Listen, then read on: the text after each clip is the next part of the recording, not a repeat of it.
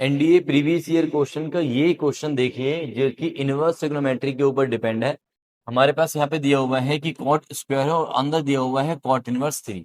मैंने आपको बहुत बार बताया है कि जब भी ट्रिग्नोमेट्री के अंदर इनवर्स ट्रिग्नोमेट्री इन्वॉल्व हो जाए तो आप क्या करो, इनवर्स ट्रिग्नोमेट्रिक वाली टर्म को एक थीटा एंगल नाम दे दो।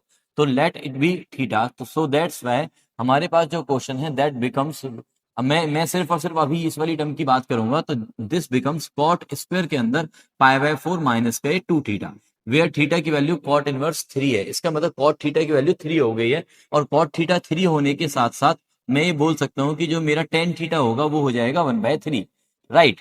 अब हमारे पास क्या हो गया कि cot square pi by 4 minus में 2 थीटा की मुझे वैल्यू निकालनी है। तो इस वैल्यू को निकालने के लिए मैंने बोला कि यार इसको ना टेन की फॉर्म में लिख लेते हैं, क्योंकि टेन में फॉर्मूले मुझे याद है, अच्छे से सभी बच्चों को याद रहते हैं।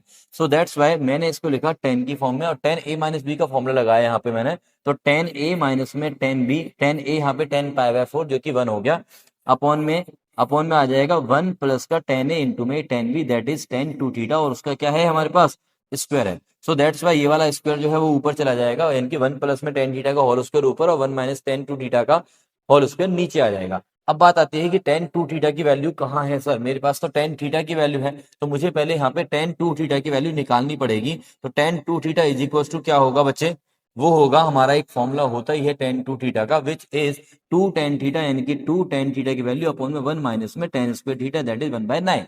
तो ये हो गया मेरे पास 2/3 अपॉन में 2/3 अपॉन में ये 8/9, 9 से कैंसिल हो गया, 3 3 चला गया ऊपर, 2 से कैंसिल हो गया 4।